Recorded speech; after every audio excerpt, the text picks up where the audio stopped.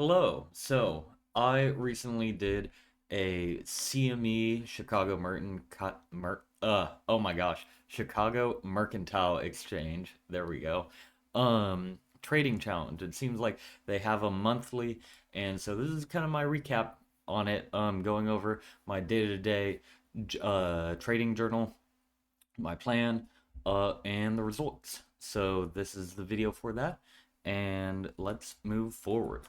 I'm gonna be looking over here because I hate filming, and I'm gonna look at myself a lot. So I didn't need to say that. Anyway, here we are. This is the model. This isn't where we're at yet.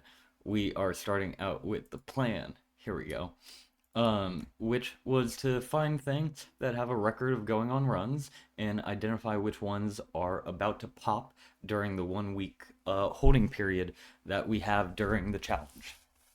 Um, and what we're gonna do is extrapolate the expected projection for those things and spread risk across different contracts and different assets, futures contracts and that sort of thing.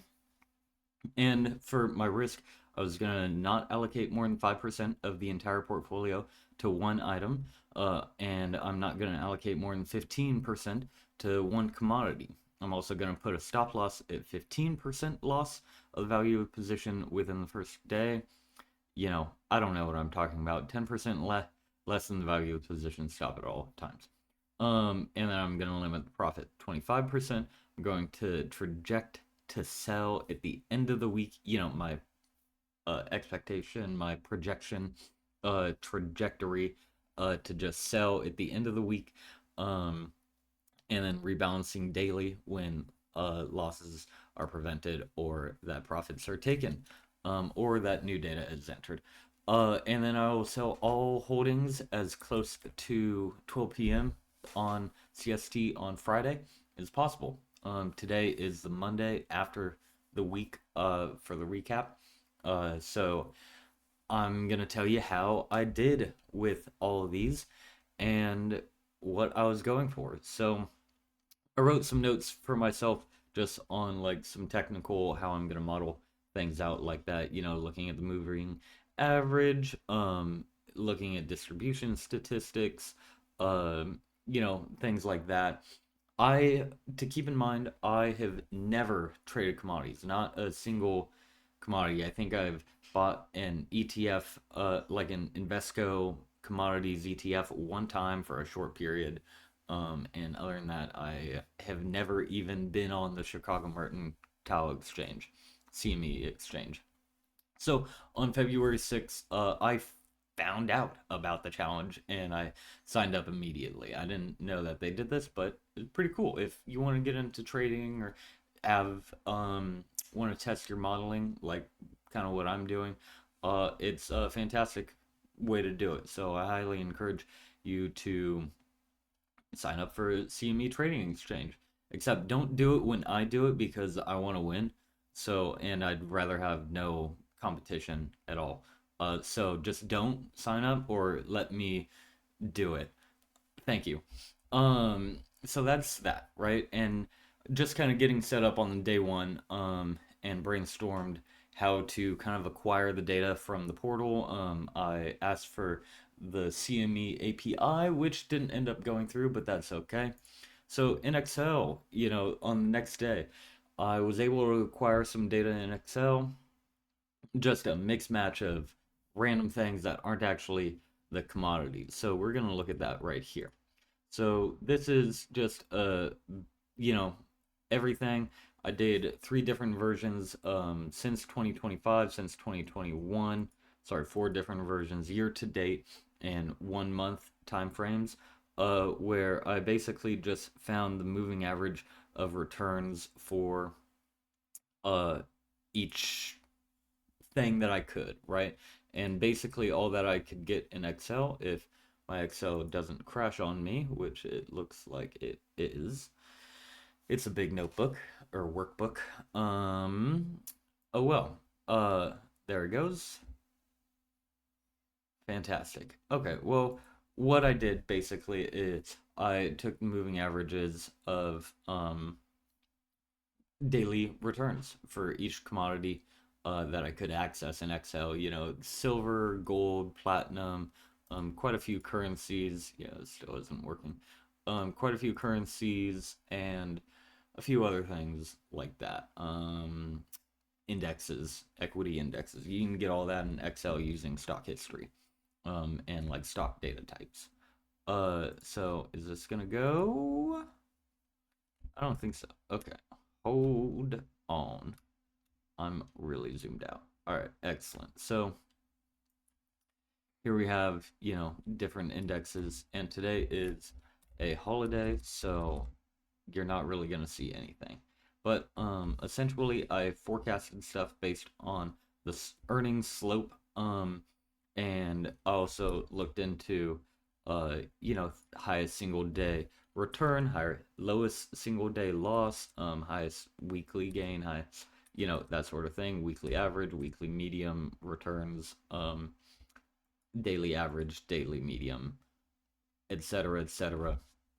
Forecasted out which one at the end of the week is going to have the highest return. Now, obviously, that changes a lot by the time frame, right? And I didn't really have any plan to do that, um, if I'm being honest. So how to do that? So I just weighted more heavily for the 1 month. I took the 2021, 2025 year to date in the 1 month, and then I weighted them arbitrarily, honestly, just based on my own feeling and plugged them in here. And then I got a weight for the portfolio that I should get. And then based on what I knew about the market and what was happening and everything, then I made some adjustments. However, that's not how it played out. You would think that that would be good, but you know, things happen. So, the challenge started on February 8th, and I updated my models, did all the thing, and I familiarized myself with buying and selling on CME, but I'm not familiar with commodities trading. I am a value investor, and I don't take profit nor do I stop losses. Um, Fantastic strategy, but I have a long-term focus. And when going through these commodities and everything and learning about stop losses and futures contracts, all that, um, I am not used to it and I was a little confused. Um, and I didn't know how to really allocate portfolios to that and or allocate funds to things on based on the weights that I wanted. Um, Oh, and long story short is I didn't follow my risk plan at all. Fantastic, right? Amazing. Uh, I was able to look at my model and judge how much, what are kind of some important things. So I put some money into things right away. Um, and I quickly realized I didn't know how much each contract was, and I had no idea um, if I had just bought one contract of each, what that weight was like. And I basically put like the entire portfolio into the NASDAQ right away, which actually did me really well. But then it crashed, and that did me really bad. So, uh, day one, I had day one and day two, I had absolutely no adherence, no discipline. It was a mess. Yeah, uh, it was awful. And so I bought and sold a contract for everything, basically, and measured out the contract price and then redid the weights. And then um, on day three, I was able to then reallocate based on how much the approximate contract price was and be a little more disciplined and a little more adherent to my risk allocation. However, these three are pretty high, these four are pretty high for these contracts. These are like the Nasdaq, the Nikkei, and the equity indexes, I should just say. They're just market indexes.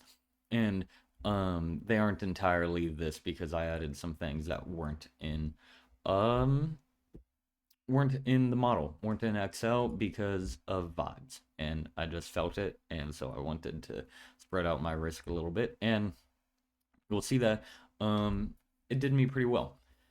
So I went to day three. I went to one of the live Q&A sessions that they had, and I uh, listened and I participated in the conversation, and it was super helpful. Once again, another reason to do these challenges. So it was awesome. I was also allocating um, decently right at that point.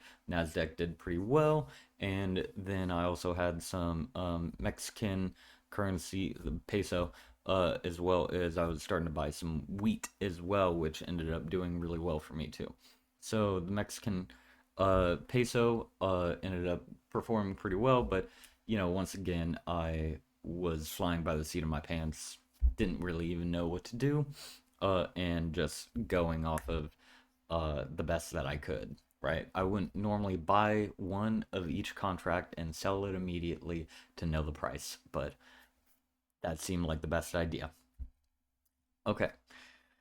During that they had the Scott Bauer was the professional that they had come talk, and I saw that he too was trading Mexican peso, and at that point I was performing better than he was, and I uh felt all high and mighty. Haha, take that, Scott Bauer.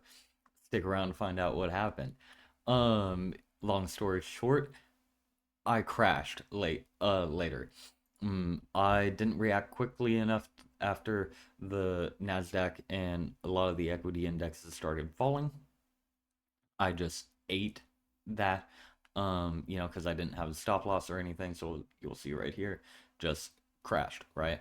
Awful. But I wanted to stick to the model because that's what I plan to do. So I wanted to stick to my plan as much as possible, and I already had 2 or 3 days where I didn't, and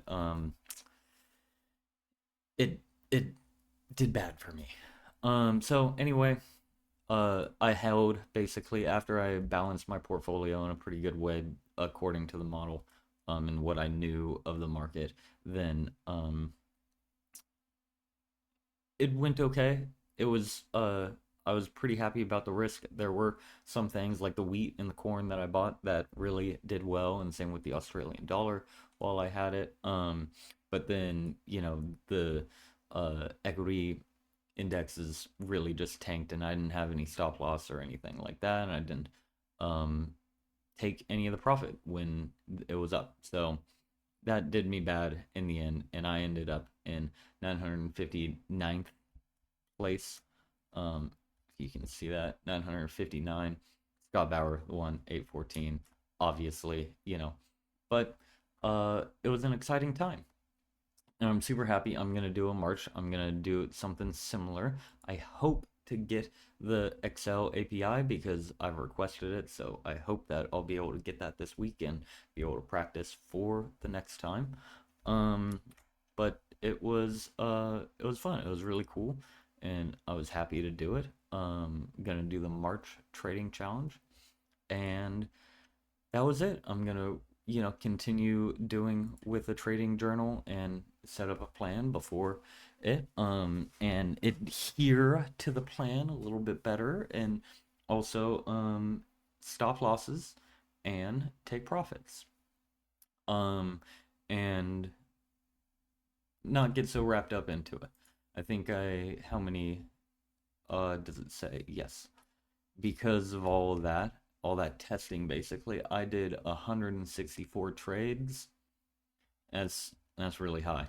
One interesting thing I think is to look at the amount of trades that, these top 10 people were doing, even Scott, only 28 trades.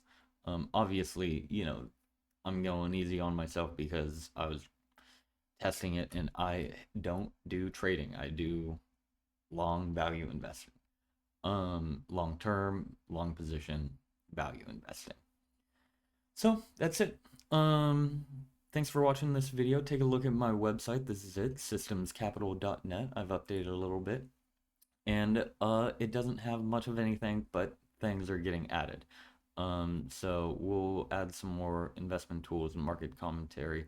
For market commentary, if you come here, it's just my Substack and everything. If you want to go there, that would also be awesome. Show that some love. Systems Capital at XX, Systems Capital XX.